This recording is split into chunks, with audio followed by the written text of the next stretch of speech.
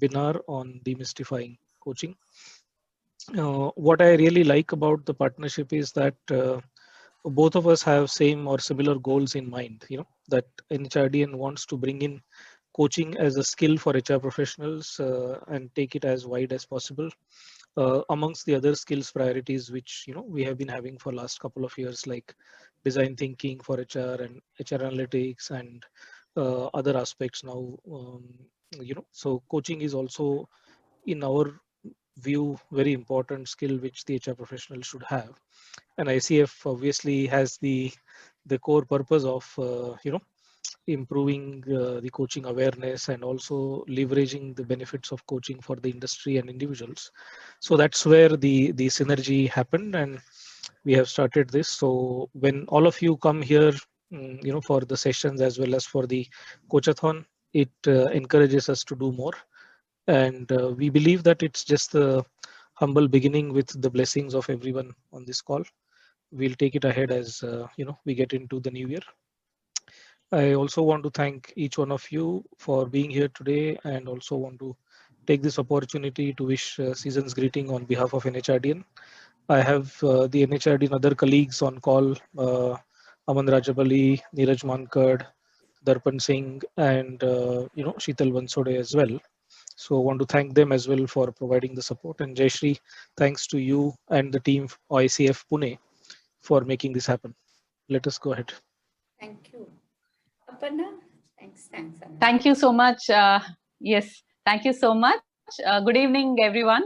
The International Coaching Federation is a leading global organization dedicated to the advancing of coaching profession by setting high standards, providing independent certification, and building a worldwide network of trained coaching professionals. It's also committed to connecting member coaches with the tools and resources they need to succeed in their careers. Keeping up with this commitment, ICF Pune chapter strives to provide a safe space for the coaches across Pune city with high quality learning initiatives, coaching opportunities, and collaborative and signature partnerships such as the one with NHRDN to promote coaching development and facilitate social change through high quality coaching interventions. The chapter, under the able leadership of Jayshree Kirtane, is committed to promote coaching within corporate and social organizations as an effective medium for the development of leaders, managers, teams, and entrepreneurs for high impact performance. My name is Aparna Ramesh K, and I'm honored to be part of the governing council of this chapter in capacity of Director of Technology. And I extend warm welcome to all those who are present here today. We have an exciting evening lined up for you with an esteemed panel. So let me get on introducing them. Jayshree, with your permission, can I go ahead? Oh, yes, sure. Yes. All right. So our first panelist is Nikhil Kelkar. He is a Senior Director in Lifecycle PLM Business for Siemens Industry Software, a business unit of Siemens Digital Factory Division. He is responsible for managing strategy, delivery, and innovation for application suite of on Team Center platform. In addition, he plays an active role in business development with key customers across the globe. He represents this area in sales engagements and partner enablement programs. Nikhil provides executive leadership to Siemens R&D ecosystem in terms of collaboration, innovation, talent acquisition, and brand building activities. His leadership has helped grow the trust and confidence in the setup across Siemens, resulting in significant rise of investment and facilities and global leadership roles. An alumni of COEP Pune, and with more than 24 years of experience, Nikhil supports the startup ecosystem and volunteers as a mentor at TiE Pune. He's also engaged with academic institutions like IIMA and XLRI in terms of papers and guest lectures on topics of mentoring new generation of leaders and digitalization. He's got so many achievements. I hope I did enough justice in summarizing them. Welcome, Nikhil, to the discussion. Thank you, Aparna. All right. So our second esteemed panelist is Pradeep Vaishnav.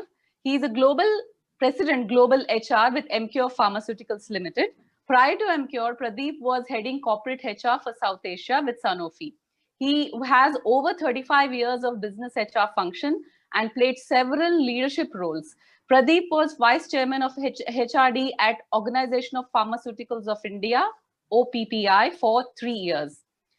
As a pro-people's person, he was responsible for driving initiatives such as gender diversity, code of ethics and compliance, and innovative reward and celebration strategies to OD intervention, keeping the business imperatives in mind. When you're a people's person, how can you be far away from coaching? Pradeep is also an accredited assessment facilitator and an ICF certified coach with several noteworthy certifications, such as, and I hope you can give me time in explaining these: Marshall Goldsmith Stakeholder Cantered Coaching, CIQ Coach Certification on Conversation Intelligence for Cultural Transformation, CROI Certification, Return on Investment from Coaching, Gallup Certified Strengths Coach, to name just a few. That's such a credible list of certifications. Welcome, Pradeep, to this discussion. Wow. Our moderator for this evening is Jayshree Kirtane, President of ICF Pune Chapter. Jayshree is an Executive Director, Alchemy, a boutique consulting and coaching firm. Originally a mathematical economist, Jayshree rewrote her script 16 years ago and chose to become a facilitator of human processes. She found her calling in coaching and has coached more than 3,500 hours so far. Don't go by the looks. She is she's a veteran in this field. Clients experience Jayshree as a coach for balancing the dichotomies of task and relationships, agility and stability, compassion and logic. It is implicit that such balancing leads to extraordinary results for individuals as well as organizations. Trained in Indian classical music, Jayshree is a connoisseur of all forms of art, and that led wings to her creativity. She's an impactful speaker who packs quite a punch, believe me. She speaks frequently on leadership, diversity, and inspirational topics at various industry ecosystem forums. She's committed to paying forward to the community. In her role as a president, I find her to be quite a taskmaster, hands-on in every area, and 100% committed. Welcome, Jayshree, and over to you. Thank you. Thanks, Aparna. Thank you so much. And welcome all of you. And thank you so much for being here and deciding to spend the evening with us. So we chose this, we have chosen different topics about coaching for these webinars. And this one particularly is about demystifying coaching. Now, we chose this topic because I think so many beliefs and so many myths and so many, mystification of coaching that is rampant in our community, our society, that all of you must be experiencing it, either as coaches, as coachees, or people who are thinking about receiving coaching, whichever way, whichever role you are in. I mean, to tell you very honestly, I think up until a few years ago, if somebody asked me, so what do you do? And if I answered, I'm a coach, okay, then the next question was, so where are you located? And if I answered Prabhat Road, then they would say, so do you have branches in on campsite? And I'm like, what? So because coaching is so very closely associated with coaching classes that I really had a hard time explaining people as to what coaching is really about. I am not sure that the situation has changed too much. I mean, even today, I think if we go on the streets and generally introduce ourselves as coaches, I am sure people will ask, maths or science. So, so therefore, we thought that at least in this particular community, which cares about people and people development, we should be at least a bit clear about what coaching is and what coaching is not. And that's the reason we chose this topic. I think, one of the, so Nikhil, and we've been, of course, been very, I would say, very particular about who we get on the panel. So we've always had one HR person and one business person on the panel. I wear two hats, and so does Aparna, of the moderator and the coach, so that we get a three-pronged approach to coaching as a subject. We have got some questions that we kind of sorted out amongst Pradeep, Nikhil, myself, and Aparna, and we're going to talk about it. But you guys, please feel free to keep chatting in the chat box and also popping in questions, because we will also have a question answer time at the end of the panel discussion.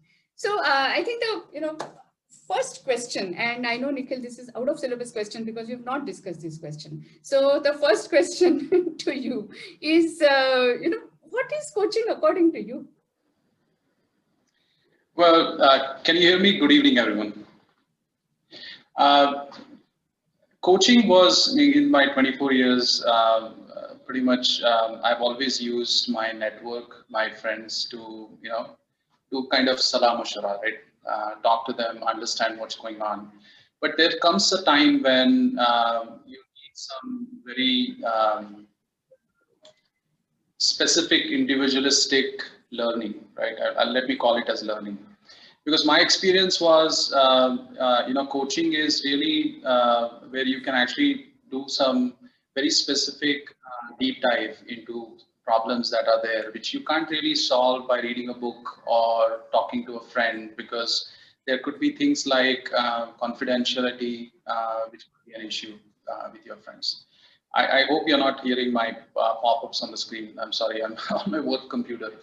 I feel coaching is more of a, it's a dialogue with a third person, where you can actually, if you can build a very good trusting relationship with that person, then it has a lot of benefits in terms of changing your mindset, changing your biases, changing the way you kind of engage, right? Giving you a very different perspective that is very difficult to get without these very specific dialogue. So short answer, I think coaching in my mind is really getting a mentor, if possible in the company or outside the company, creating the relationship, trust relationship, building on it, and using that to remove biases that you have. Thanks, coaching. And thanks, Nikhil. And actually, you use the word coach and mentor, and there was at that very time a question in the chat box as to how do you differentiate between coaching and mentoring. So when you chose a coach, and I'm sure in your 24 years of career, you've had a number of mentors, right? So, and you must be still having a number of mentors. So then why, what made you choose a coach in spite of having a mentor? And I am assuming that might answer the question that was there. Yeah, it's a good question. Meaning, I also struggled with the idea when we build a coaching relationship, and Jayshree was my coach. So I was kind of looking at that. To start with, I was looking at it, okay, it's another mentorship, right? And we're going to get some different perspectives. But typically what happens is when you get to a mentor, there are boundaries that are defined. And these boundaries kind of sometimes come in the way, in the sense that your progress can only lead to a certain boundary, because the mentor is typically inside your work zone. And finally, there are some biases that come in with that work, right? With a coach, you can actually explore ideas. You can explore very different considerations that you can actually bring in. So, for example, if there is a true conversation on, okay, there is a new responsibility, how do I tackle this, right? A mentor relationship would give you the perspective of the business, right? And it'll kind of add in a lot more. I would say sprinkle it with some mentorship, right? And it gets passed on to you. That's been my experience. But with a coach, you can actually go from ground up. You can go deep, right? You can start from why is this change, right? You can go to the roots of those change. And I think coaching actually brings in some, maybe at least with Jayshree, my experience has been that she reads a lot. She is very knowledgeable, so she can bring in some perspectives, well-researched perspectives, well-researched examples, which you can compare your notes with. And I feel that coaching is a bit, mentoring is to a point where you have your friend circle, your respected seniors. But when coaching comes, it is more of you're going to an expert, a specialist. I hope that makes sense. Yes. That's your experience, and that's actually the thing about these webinars, Nikhil. So these are, I mean, even the feedback that we received for the last webinar was there are a lot of things that happened about giving gyan, but these are very real, very personal experiences about coaching that we are talking about. So everything is real, and therefore everything is valid. Pradeep, and of course, I know that you wear multiple hats, but today, if you were to answer this question by wearing an HR head hat, how do you decide for your business folks or business leaders as to, coaching is needed at this point in time? Because coaching is finally, if you see, it is just one amongst many modalities to bring in organizational development or team development or to develop a particular person. How do you decide who needs what? Sure.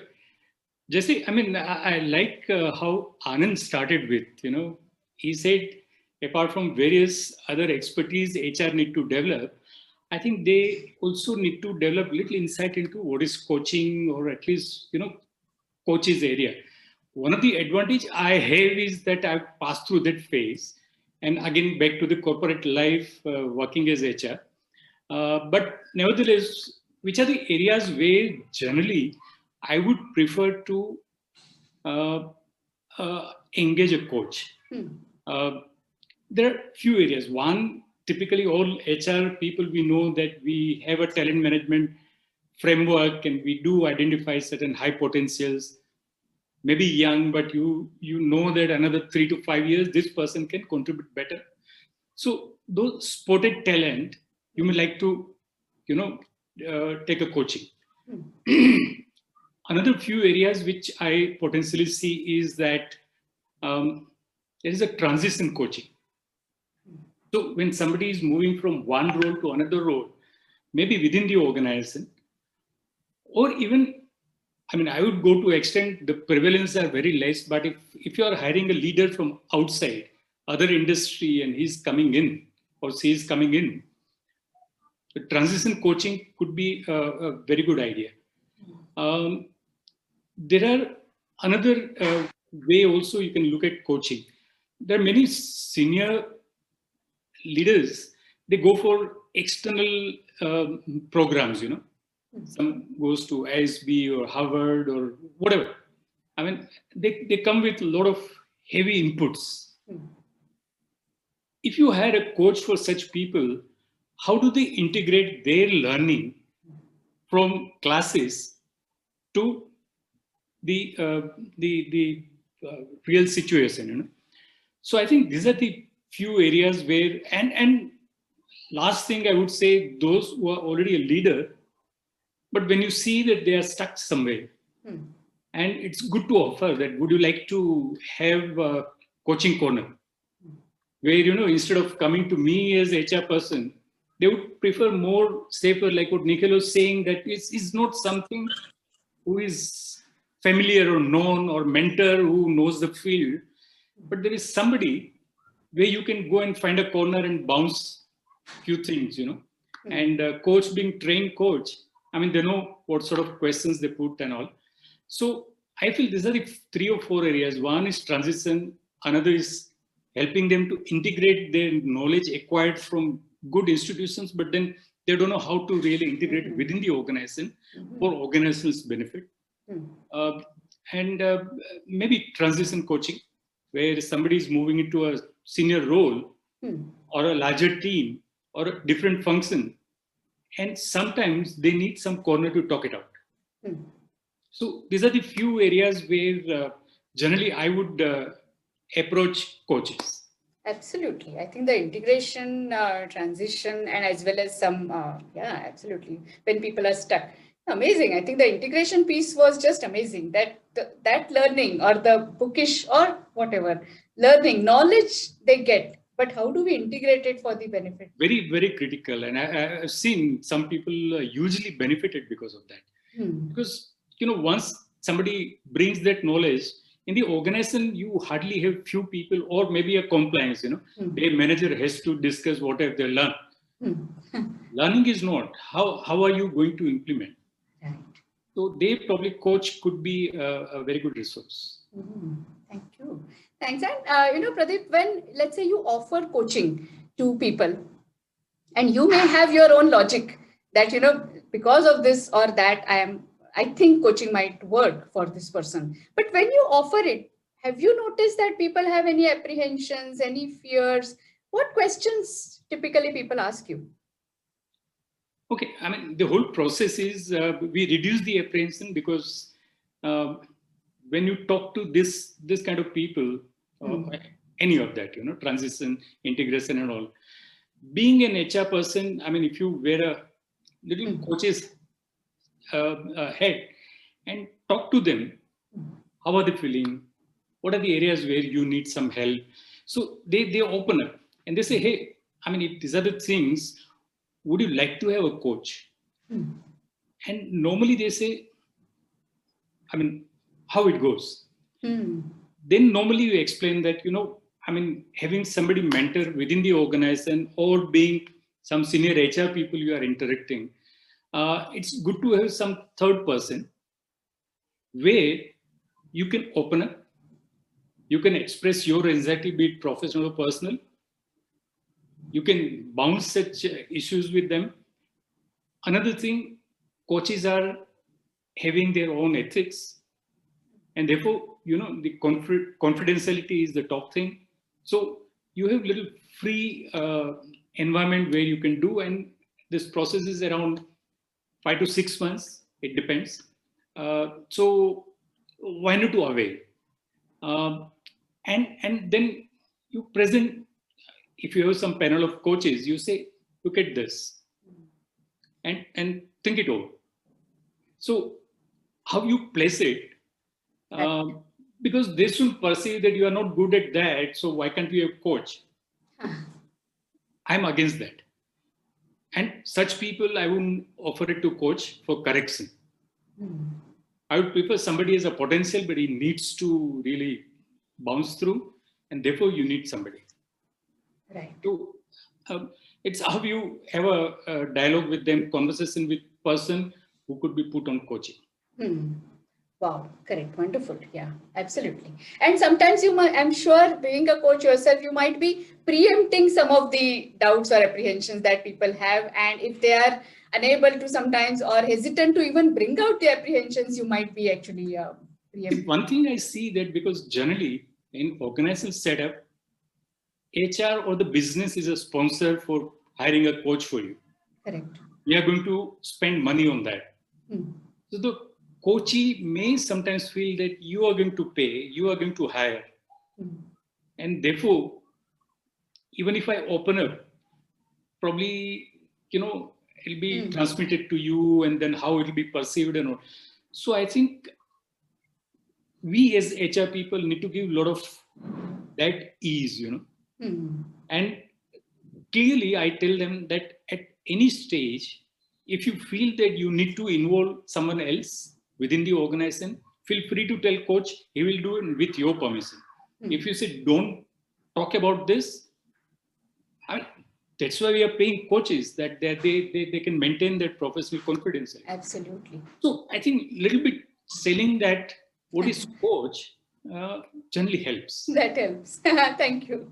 Thanks. And Nikhil, when you chose to be coached, right? Did you have your apprehensions while you took that decision yourself? What apprehensions did you get?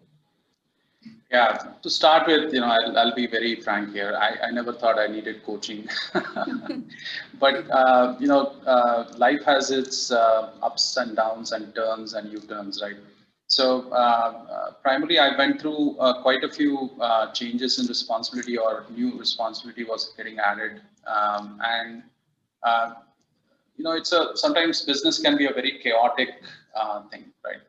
So when that was put on me, I was talking to my manager about the difficulties I'm going through, etc. And I think he kind of indicated that if you want, you could look for a life coach or a coach who can help you with this. Now, the first, we kind of have a set of coaches. Siemens is a pretty big company, so we had a set of coaches in Singapore. but I preferred that I would like to meet that person face to face, because there's no point in having another video conference or anyway at that time we didn't have these restrictions. So we started with a lookout for a coach, and frankly I had no idea what this would mean. I didn't know the way this would actually unfold, and I was kind of very worried that what does this mean really, right? So when we started, my apprehensions were like, okay, now is this like a doctor's visit, right? Am I going to get a report out after some level of diagnosis? But I think credit to Jayshree, she kind of, and Jayshree knows I took time to open up, right? It took me some time, and we had some meetings which I would say were just coffee meetings. But I think the key was when I built a level of trust, right? And I could see that there was some advice and some real coaching getting done in a large meeting. There were some moments where I was kind of realizing, okay, these are some things techniques that I could try, right? So with those, I kind of got more confident. My apprehensions were, kind of gone.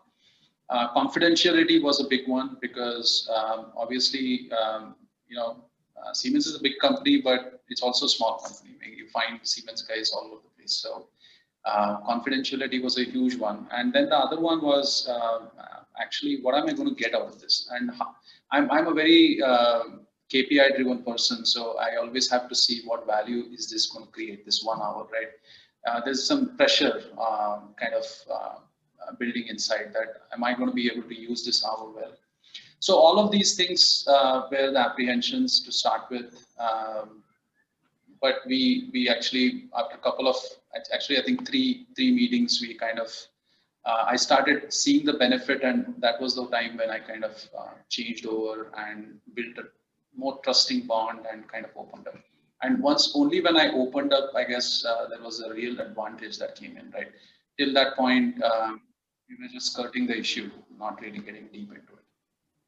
Wow. Did I answer your question, Jayshree? Absolutely. Wow. This is amazing. Amazing. Jayshree, that brings another issue, that when you say, how do you decide coaches and all? And what Nikhil rightly mentioned is that initial 1 or 2 coaching calls are usually chemistry call. Yes. So you try and find out, and I think we as human beings and intelligent people, I think they would know whether should I continue or not. And we do give that liberty to our coaches. Once we identify, we give them, these are the few profiles you can look at. Who would you like to meet? And then 1 or 2, and you say, no need to decide.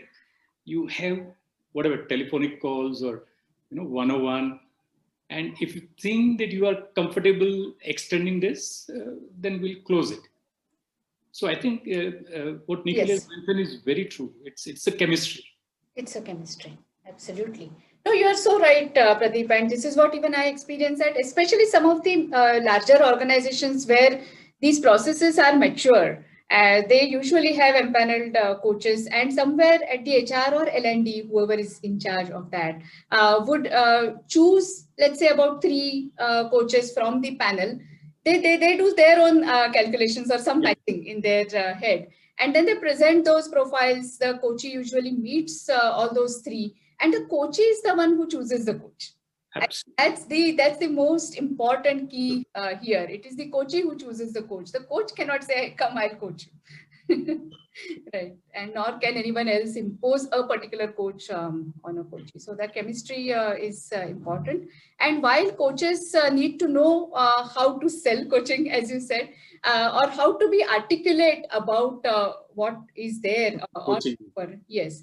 Even then, I think there are certain nebulous, unmeasurable things that are still outside of that conversation, which just get transpired between 2 people, and a coach is a coach. I think that's what happens. So, Jayshree, I have a question at this juncture, since you mentioned that. So the question I wanted to ask is everybody coachable? Oh, okay. Now that's a great question to ask a coach. Absolutely. Now, and you are the right person to answer. Actually, I think theoretically, yes, everybody is coachable. theoretically, everybody is developable material and everybody is coachable. But my experience, and I'm just saying it from my experience, is that everybody is coachable, but not at any moment in time. So that moment also has to come for the person to be coachable. And here, thanks Aparna for asking me this question. This has happened in my my own coaching engagement. Only once it has happened, but it has. So there was a coaching that was, let's say, I mean, the organization took a decision that these 8 people will receive coaching because that was a specific leadership team. And so it was going on pretty well with 7 people out of the 8. But there was one particular person, again, nothing wrong, right? I mean, we were having really great coffee conversations because we did, we did share a few interests, and it's a very mature, very good writer and all those things. But at the same time, I think at the end of second conversation, we discovered that, value is not getting generated out of the conversations. And so I also realized that I'm not really able to add value for whatever may be the reason. He also realized that value is not getting generated through these conversations. And we decided actually to, jointly go to the L&D person who had, fixed that coaching engagement, that this is at this point in time, this is not going forward. So it doesn't mean that he can never be coached by me or he can never be coached by anyone else. It doesn't mean that. But at that point in time, that coaching engagement was not fructifying, and we took that decision. And I think in this case, honesty on behalf by the coachee as well as the coach is very important. Otherwise, 8 coaching conversations. Yes. You can just breeze through them. I get my money. He gets an hour off every 3 weeks, and then everything is fine. But if we need to be ethical, then we need to figure out if it is not working, it's not working. We need to kind of just True. Jayshree, it reminds me one case where a person was from multinational, and the person was working in India, and I was told that, see, we want to give him chance for 3 to 4 months. I mean, they had decided that I think they were to get rid of that person. But he said, can you try and coach him? I said, does he know that this kind of threat is looming? He said, yeah, by and large he knows, but we are giving him chance. I didn't pick up that assignment. I thought with this condition, it's more corrective coaching. Either you decide that we want to keep that person and therefore we want to expose him to coaching. But it's just on coach's shoulder if you want to keep a gun and kill him. I think I was not comfortable. And I said, he won't be coachable with this mindset. Yes. You're right, absolutely, and congratulations to you for that. You're absolutely right, and I think we as coaches do experience sometimes, if not often, that a gun is put on our shoulder to deliver a message which nobody wants to deliver. Sure. That's absolutely a no-no. I don't know how relevant this question is, but at the same time, when a person is put to coaching, don't you think it will eventually benefit him? Therefore, he will show improvement.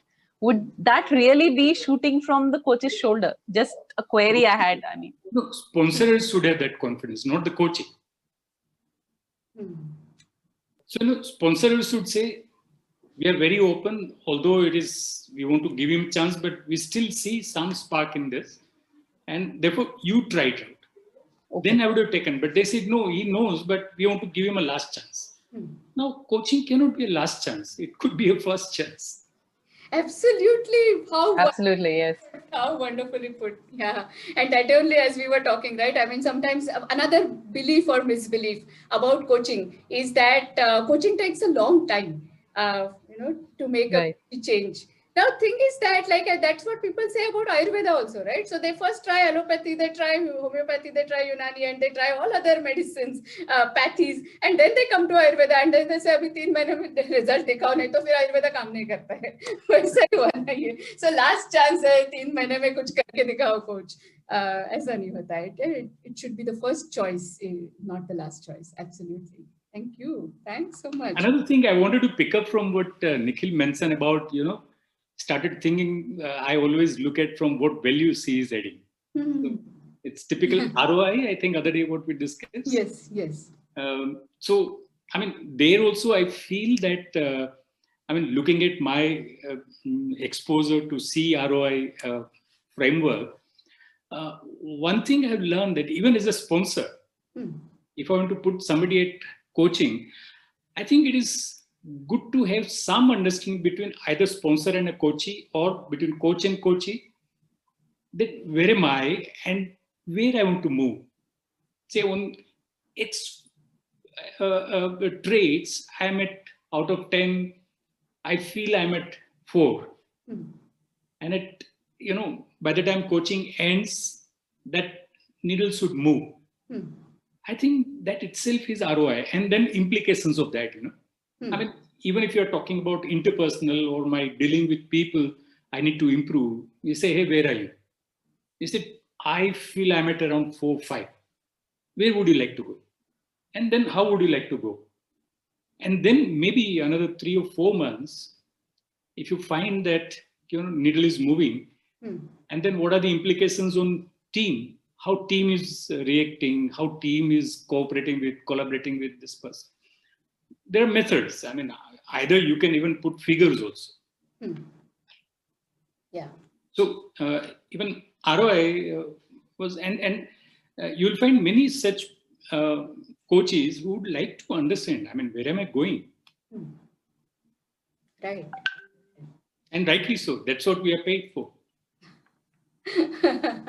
True. Nikhil, how did you find the whole ROI question and what? Because you are the one who brought it here, right? So, yeah, it's just the mental model, kind of trained to think about continuously evaluating the ROI. But the only comment I would add here is that to ensure that you understand the ROI, what I realized is 3 sessions in, that we wanted to create a very good purpose, right? So slowly I started understanding, okay, what change do I want to bring in? Let's define that down. And once I defined that change, and then I started seeing an implementation, right? It started, creating that value proposition for me.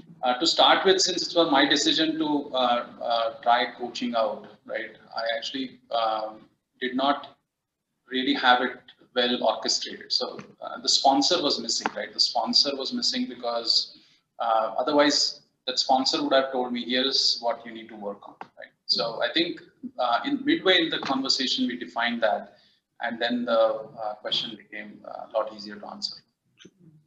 Very true.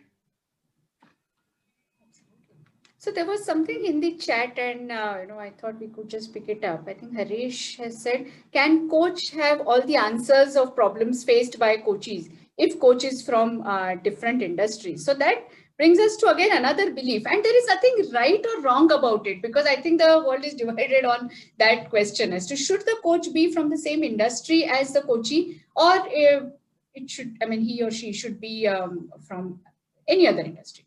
Or no industry, for that matter. No, I mean, what I feel is that whether coaches should have all the answers, I would say whether coaches has all right questions. That is more important. Whether the coach has all the right questions, and therefore I feel, in my experience, if I have to hire some coaches, I wouldn't look at from which industry it comes from or C comes from, whether it is IT, bias. So sometimes I feel that if you try and match coachee and coach with the same sort of technical background or commercial background, coach sometimes unintentionally tries to become mentor. And that should be avoided. If with the same field, but if coach is smart enough, and he can put right questions out of his own knowledge, then it is very beneficial. So it is not necessary. I won't say no, but I would say don't look at that first. Okay, that doesn't become the first deciding criteria. Nikhil?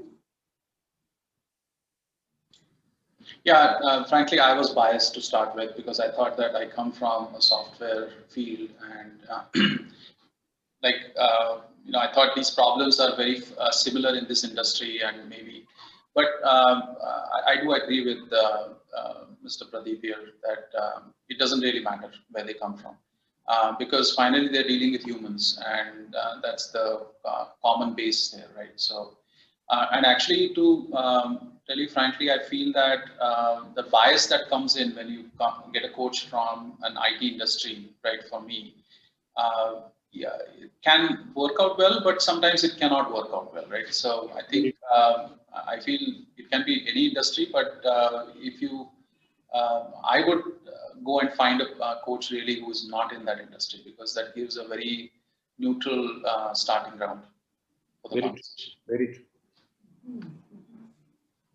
Aparna, any question you have or you have spotted anything in the chat box or you want to add anything to this? Okay, I will read one out. I think it was by mistake sent directly to me. It says, can you effectively coach someone who has no clue if he needs a coach or not? This is tied up to the one that we said earlier. Right? And this is from Jeevan Verma. Or let me read it completely. Can you effectively coach someone who has no clue if he needs a coach or not? Or if he does not know what skill competency gaps he has to fill, he's attending only because his managers have asked him to. I think it's quite a leading question, but Pradeep, would you want to take? I mean, first of all, why it should happen? I mean, that situation should not happen because if sponsor and say HR has decided, then in the beginning only I mentioned that, I mean, you have to prime first as a HR person. That is nothing. I mean, we are just taking one more opportunity and it's very constructive way of, looking at it. I mean, we can always put it for some competency development, some assessment center, development center, which I'm very against of it, but you start putting it, and thing is over. But here you are getting an opportunity to really bounce whatever you feel you need to develop and figure out, I mean, where you want to really ramp up your credibility in the system, So I think the sponsor, be it his or her boss or HR, they need to jointly discuss and say, why coaching?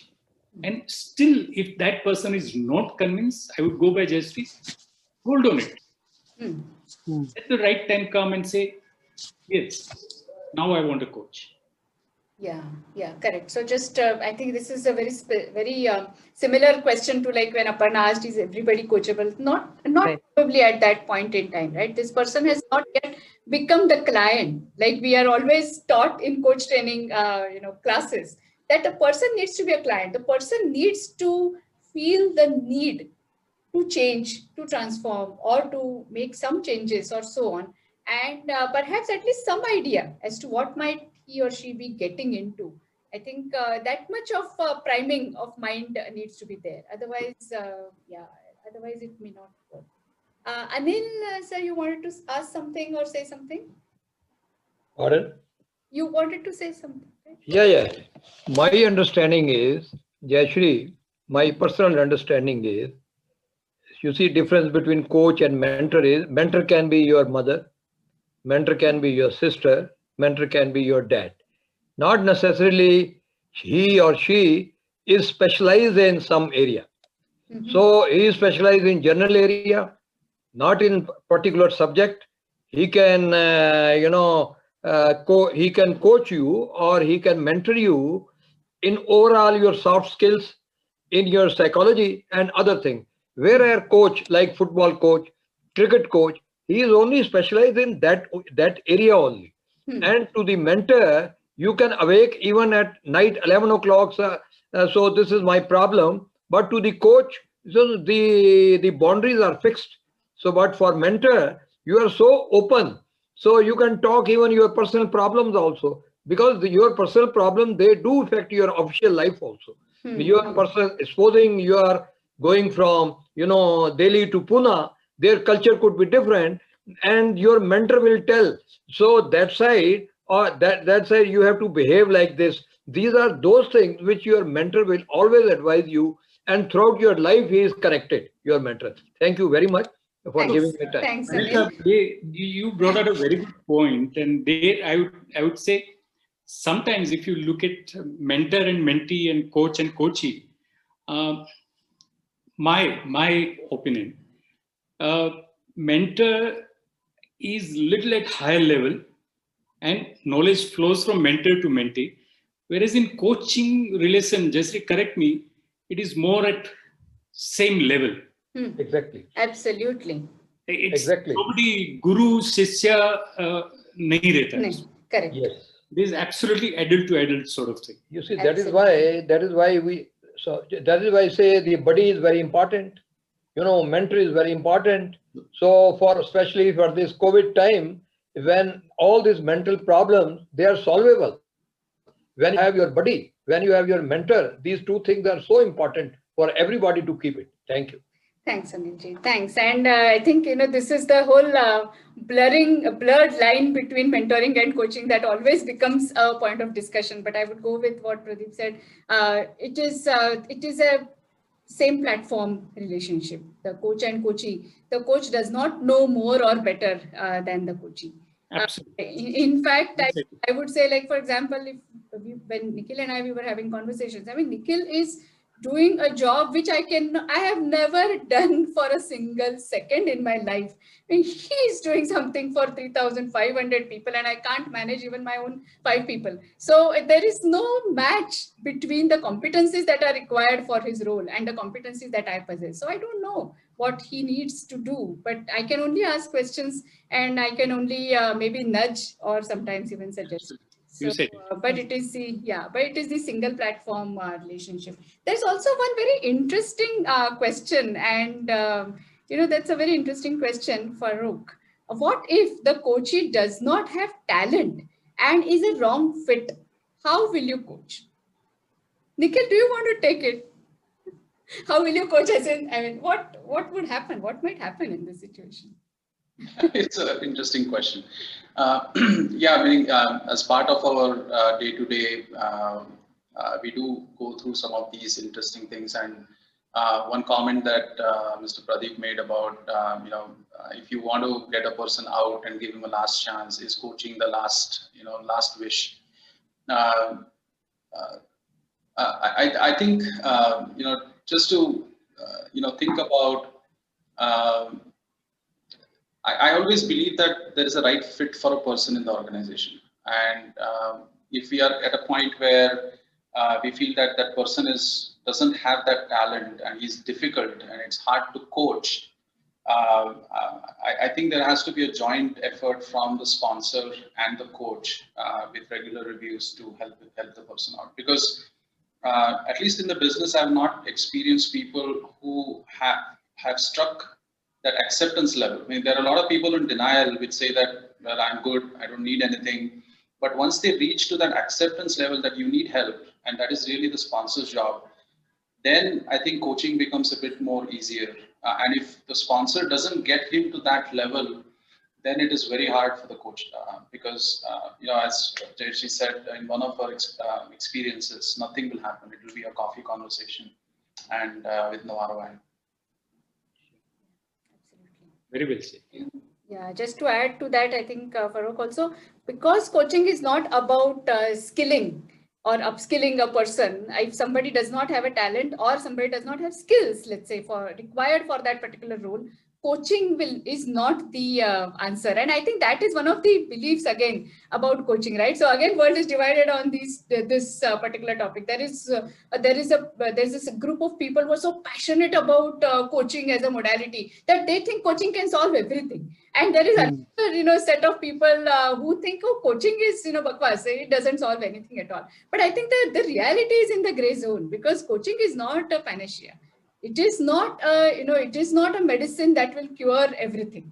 It needs to be used when it needs to be used, and at the time at which it needs to be used, and with whom it needs to be used. So yeah, Farooq. So that talent problem cannot be solved using coaching. Yeah, Pradeep, if you want. No, and another thing is in this coaching relation, I think it is the coachee who decides how he wants to move or she wants to move or where he or she wants to go. coach just provides that platform. Correct. So I mean, that is more important. So imparting training or skill doesn't come. It's nudging, as you rightly say. And then Coachee decides that, yeah, it clicks me. And that will bring a lot of ownership from Coachee. So I have a question. It's in the chat, actually. It's from Tara Chaco. Is there a conflict of interest to individually coaching multiple people from the same team or level? Isn't bias likely to creep in? There's a question from Tara. I think it's interesting. Yeah, wonderful question. I can take it up a little later, but if Pradeep, you want to take it, because you must have experienced this. I mean, with whatever limited this thing, but I would say I don't see any conflict of interest. First, understand, and I think for that matter, I would say all HR fraternities should understand that those certified coaches have certain ethics. I mean, and they are abide by those ethics. And therefore, confidentiality, non-judgmental, these are ingredients. Jayshree would agree. I mean, it has been hard in every such sessions, when you have to take some CCUs and other things. So I think that is more important. And as far as one team is concerned, I think it helps coach to fasten his process, because when overall coach knows that this is the culture or this is the way dynamics works, his questioning would be more easier to put forward. But definitely conflict of interest won't come, because I think he's a professional coach. So every person he or she coaches is a separate entity. Correct me, Jayshree, if I'm wrong. Absolutely. In fact, no, and it's a wonderful question, Tara. Actually, this question was asked to me in some such group where all of them were offered coaching, and they were all part of one leadership team. So do you have, or will you have a class favorite?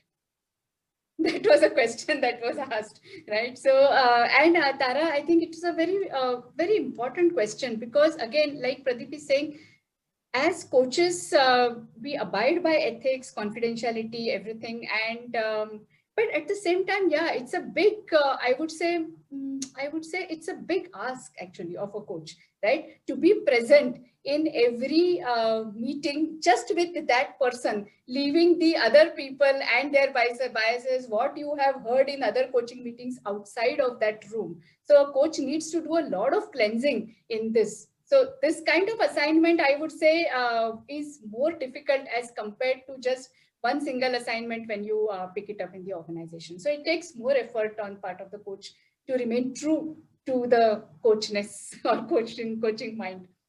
Can I please? Yeah. Yeah. So you rightly told, Pradeep, also, the job of coach is so difficult. It is not the bias. The problem is, so every entity, somebody is very good in time management, somebody is focused, and that depends upon person to person. And the coach is giving the input of coach is same for everybody, non-biased, but output for the students or the coachee, it will depend upon how they are utilizing their time, whether they are focused, whether they are concentrated on the job. Sure. Rather than blaming the coach, they should see their own house in order first. Thank you.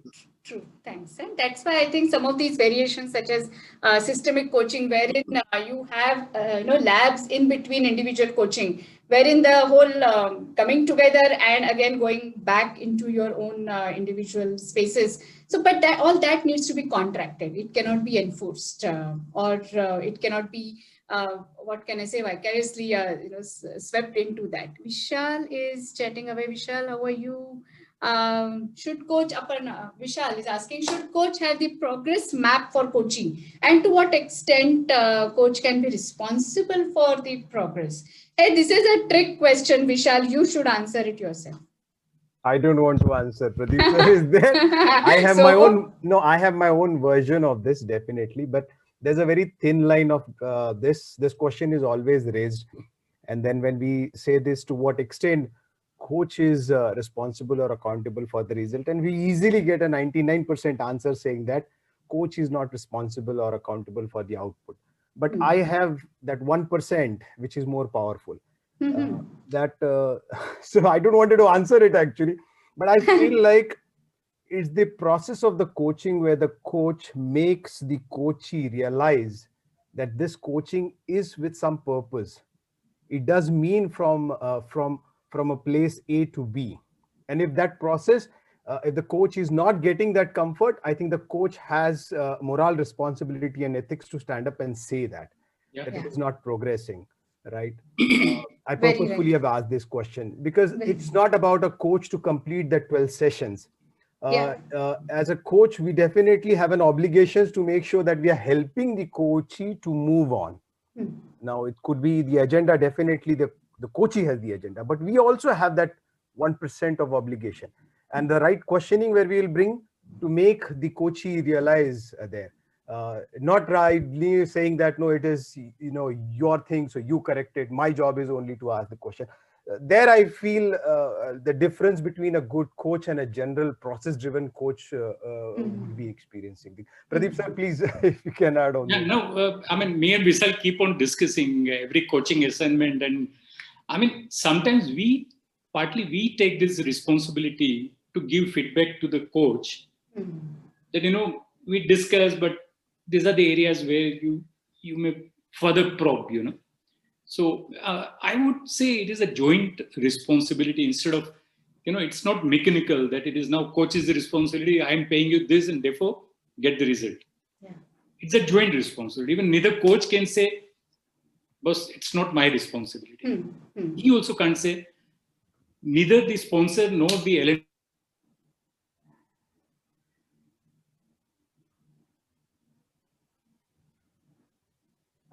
Is it only my frame or is he frozen? No, I think he's frozen. Okay. For a minute, I thought I was frozen. So did I. Yes, Pradeep, you're back. Yeah. Okay. Cool. I think Vishal, that's a great point, and I think somebody also appreciated you in the chat. While from a process perspective, accountability lies with the coachee.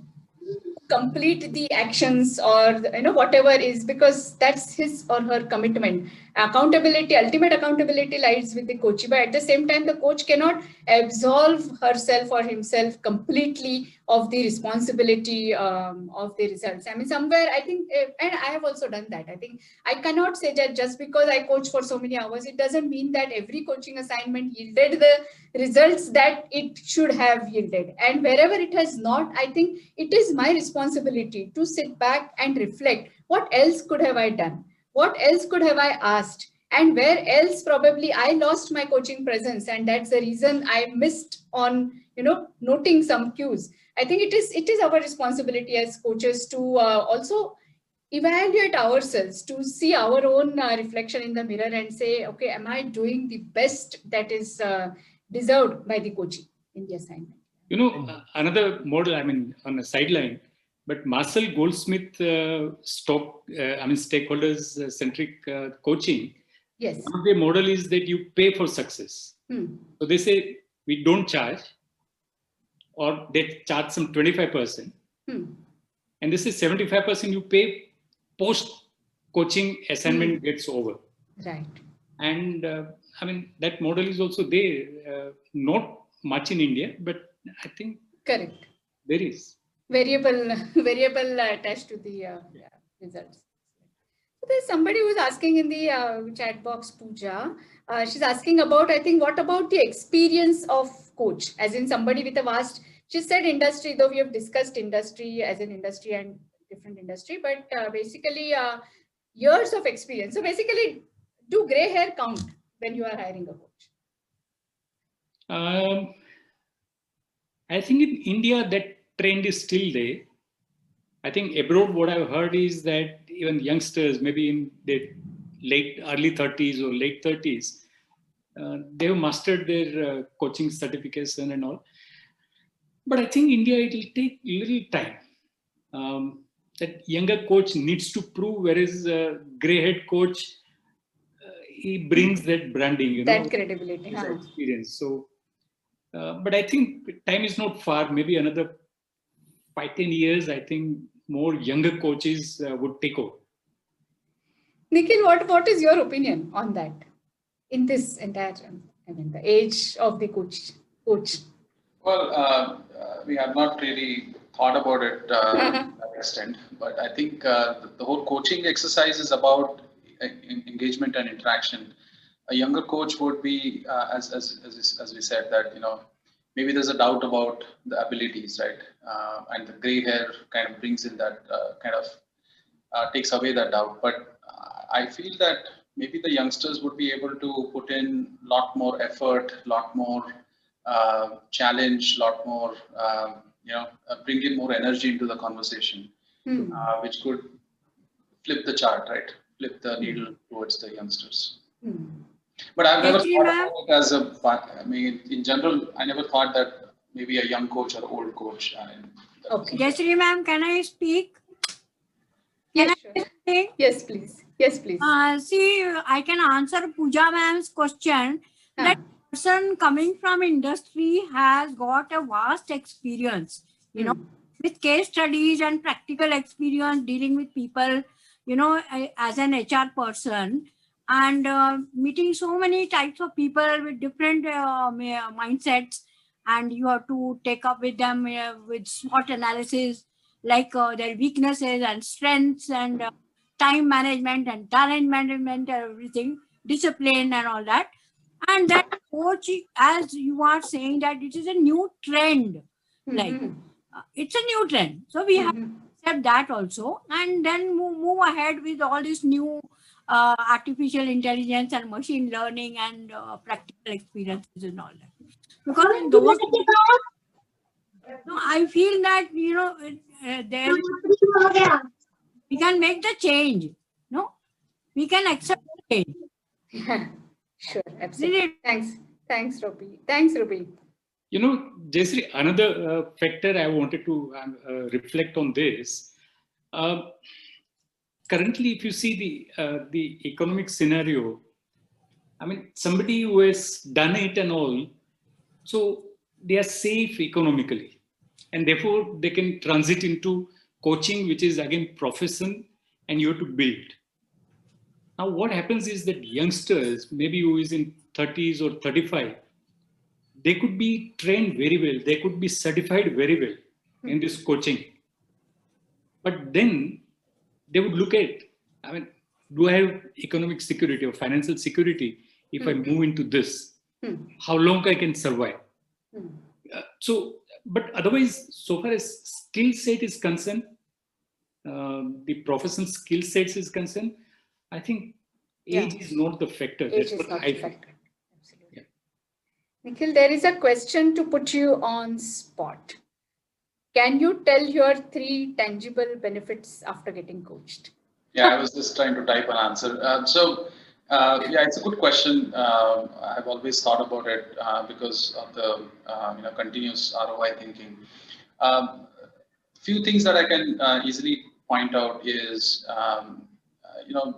the reasons, especially for me, right, to get into coaching and what my benefits were. Managing key relationships. Siemens is a pretty big organization, a lot of chaos. There are dotted lines all over the place. There are solid lines, dotted lines, new challenges, new responsibilities. People come in with intent, right? And it's a cluster of communication. And sometimes you get lost in that and you don't understand, and you go and do things which are not really, I would say not in the right spirit. So I think coaching for me, it definitely helped me manage some of these key relationships, change my bias, change my attitude by, very focused questions on, let's think about why this is happening, or why is that. So you always think about, okay, why is this guy coming in my way, right? And everyone other than you is incompetent, right? By default. So it is very hard to answer these questions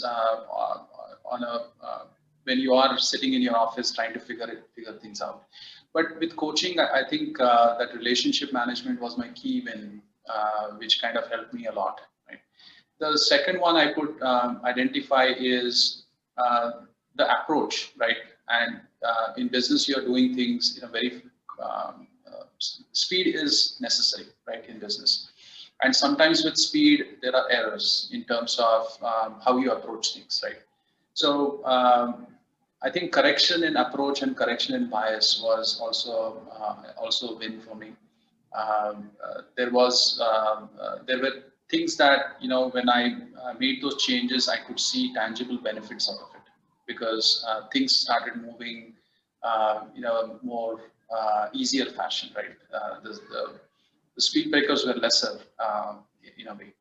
And I think the other thing that I found was good was, once you coach yourself, once you work on a problem, you discuss it, you feel more confident in the way you're approaching it, and your overall confidence level goes up. And primarily the stakeholders that you're trying to work with, there's a benefit in the way that you win over something, right, that you're trying to do. So these were some of the things that I immediately got as tangible benefits, and there are a lot of others which are of personal nature, right? These are business, so I'm calling them tangible, but as a person, you gain from just appreciating some of the things in a different way. Your tolerance to things dramatically increases. Typically in leadership, you're kind of alone and you don't know who to talk to on some of the topics. And sometimes it's always good to get a coach where you can actually work with some of these thoughts, which helps you.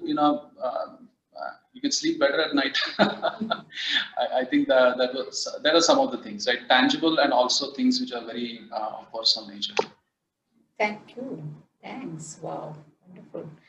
Oh, so we are already at 7:11. Oh, okay. Yes. 11. I Yeah. have a question, Jayshree. It is related to the technology. Can I ask here, or it's not a problem? Okay. So I've recently read an article where it says that AI is fast replacing coach, right? So you have it's sort of bringing down the cost of coaching, and therefore the leaders are looking at their direct report, many of their direct reportees getting that benefit. But the person who you're talking to is actually a bot, right? So how do you think that landscape is going to change for coaches with the AI coming in? This so is I a don't know question if for me. maybe Nikhil and they can also contribute. So in fact, this is interesting. While I do not know technology much, but honestly speaking, even, I am also thinking that at least, so this is in the spirit of democratization of coaching, because finally, when we only rely on one-to-one direct conversations, there is only going to be so many conversations that are available for people, even with so many coaches, and coaching therefore is also considered expensive because it is personal time. But when we want to democratize it, and when we want to bring it to the masses, I think technology is going to be a key, and at least to a certain extent a bot can certainly, I think, and this is what even I am now thinking, and next couple of months I am actually going to spend on seeing the possibility of building a bot to get people to a certain level, and thereafter a personal interaction or personal coaching to be done. That's my take on that. So how would the other other panelists? Curiosity, and I downloaded some 1.5 years back, or maybe 2 years back, one application, beautiful application, a chatbot called WAYSO Vyasa or something. And I thought, let me be a coachee to this bot. And I tried.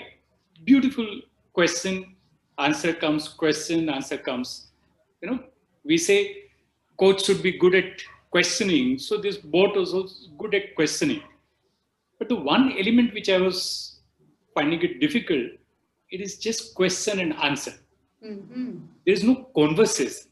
And that piece of conversation, chatbot or other thing cannot replace, but it can aid. Jayshree, what I feel is that if somebody, initially you say, go through this for a few days and share with me what happened. And do you want to talk it out? I think that's a better combination. So it's one side, whatever AI and machine learning, the other side is a real coach. So maybe instead of doing 12 calls or 10 calls, you say, okay, we'll do 4 calls, but share your conversation or share your question answer with bots, and then we'll take it further from there. Yeah. I think I'd But like Pradeep, to add if to from- that, Jayshree. Sorry. yes. Yes. Pariya. Yes. So, Yeah. thanks. So, I think the bot will work where you have coaching required on places like maybe I want to reduce weight. I want to eat a little healthier, or I want to learn English communication better. जहाँ ये question answer back and forth होके empathy उतना नहीं भी होगा, चल जाएगा. But the moment you want to go deeper into, I've done weight loss, but I keep bouncing back to my original weight. I've done X course, but I'm still not got the confidence. Then that means there are deeper issues that need to be explored. And that, in my opinion, can only be done by a human intervention. Very true. That's why you need to humanize the coaching experience. The bot will only be able to run so far.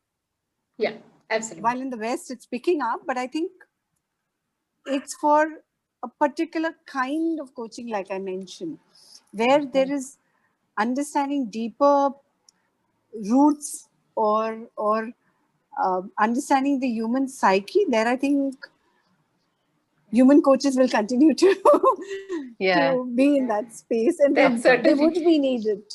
That's certain. It's almost like saying, tomorrow I want a cataract operation done, and a bot is going to do that surgery. Imagine.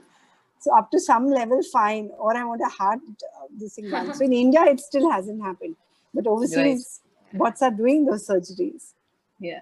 So my question was more so from the industry standpoint. What I wanted to know is how lucrative do organizations find this kind of availability, right? So that is the whole question about. Of course, in India, it is still to pick up. I think in India, it is still to pick up. Overseas, I heard that it's about 30% rough from a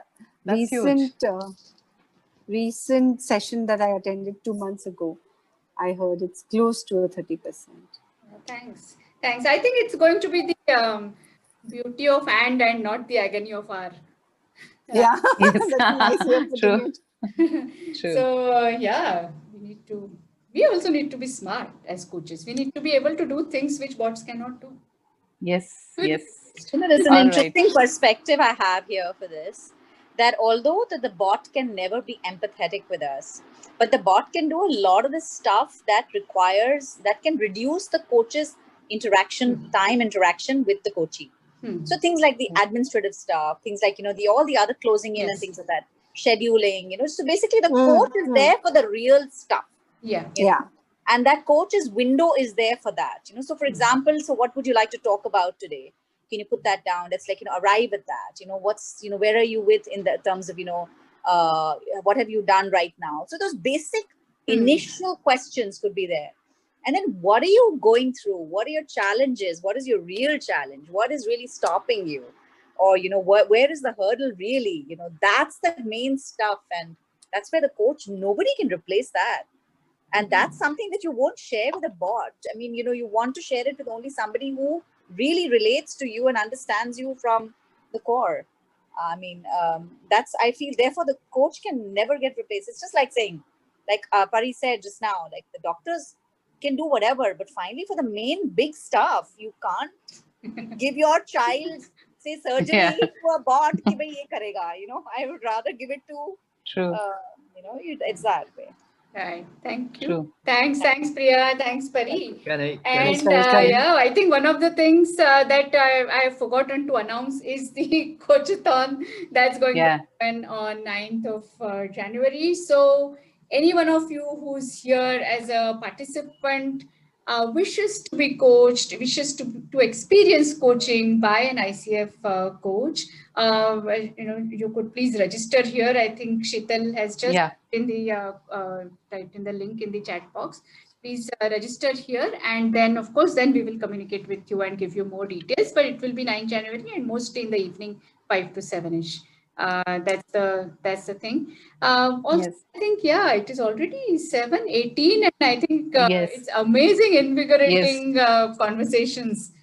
Yeah. Jayshree, for all those people who have put questions that they would like to be part of the coaching community, I think you can just get onto our website icfpune.com and leave your questions, because we need to understand exactly what process or what is the thought process in becoming a coach, and we'll help you there. But this is not the forum, and that is the reason why we didn't pick up that question. I know a lot of you have asked us that. Yes. So Absolutely. we will definitely reach out to you.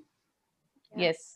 Thank you. And now this is one very personal ask that I am doing to all the audience. And I know all of you speak different languages. So one of the things that we have on agenda for ICF Pune and otherwise is that, do some little bit of video about coaching in different languages. So we have a lot of videos about coaching in English, but in different Indian languages. And my first obstacle was that I do not have a word for a coach in Marathi or Hindi. So Marathi is my, that's my mother tongue. So my question is, after having discussed so much and talked about coaching so much, if there is any word that comes to your mind in Marathi, Hindi, Gujarati, Kannada, any vernacular language that you speak, please type it in the chat box. We would love to know, what does a coach mean to you in your language?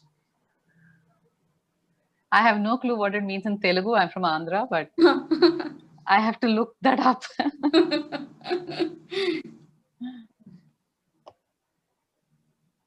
All right. Okay. No, you keep typing. That's a really deep question, actually, and it's worth considering, Jayshree. And so true. We are a nation of 1.3 different variety, plural set of people. We should have another name. I'm thinking in Punjabi because I'm a Punjabi and I can't think. I'm thinking of Jind. Guru. Guru is like more like a teacher, right? It's Punjabi is a बहुत word है. Hanji, Sakha main sochya. Sakha is the word that actually that. And Telugu conchum.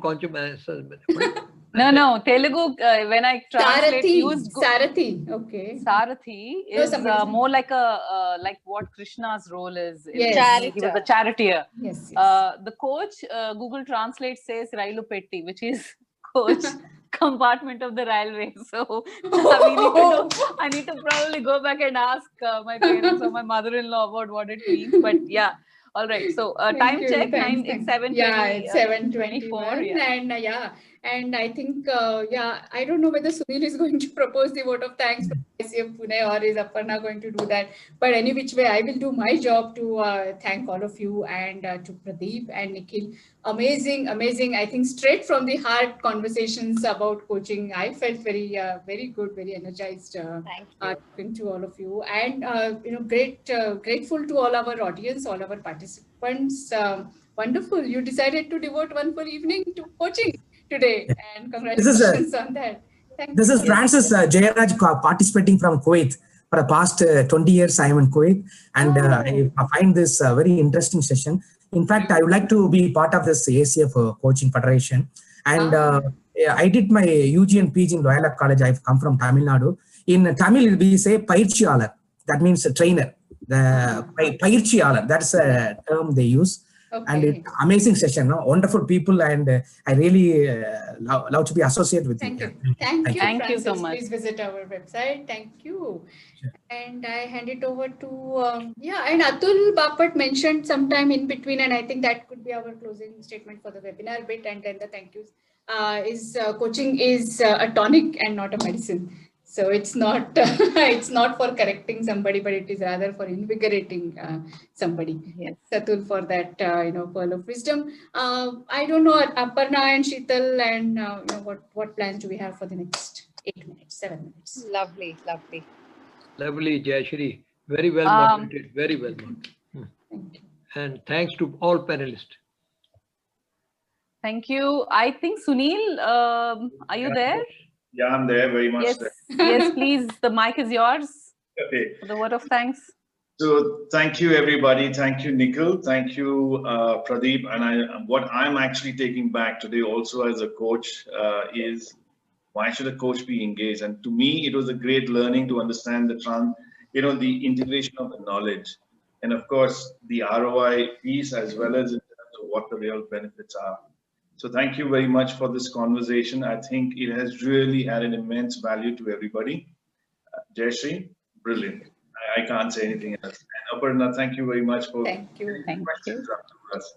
And of course, we should not forget, we've had some people who have actually supported us at the back end. So Sheetal is there, who's allowed all of us to come in and take part in this whole program. She's also been the one who has helped us in terms of reaching out to everybody and getting us close to about 280 people to register. We've had close to about 80 people. Absolutely. That's yes. a good 87, the last 87, count. the last I count like, was 87. Yeah, so it was 80 plus, so it's good. And thank you very much, Anand. Thank you very much, Aman, for having us over here and being able to interact with the whole group of NHRDN. So over to you, Aparna, for the closing piece, which is there. And don't forget. That's it.